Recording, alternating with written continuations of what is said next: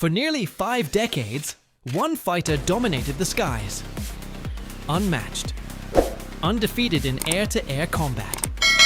The F-15 Eagle. But even legends grow old.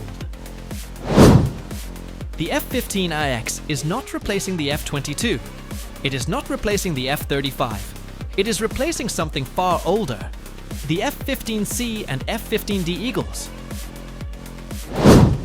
Most F-15CD airframes were built in the 1980s. They were designed for a different war. And today, their limits are structural. Modern threats are faster, smarter, and farther away. Air superiority now begins beyond visual range.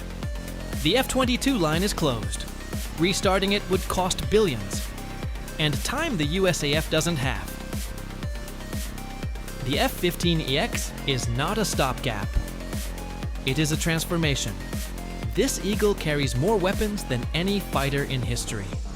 Hypersonic missiles, advanced air-to-air weapons. The F-15EX was built for constant upgrades. Software, not metal, defines its future. The F-15EX doesn't replace stealth. It amplifies it. Wars are not won by perfect aircraft alone. They are won by availability. The Eagle is not ending. It is evolving. The F-15EX replaces aging Eagles.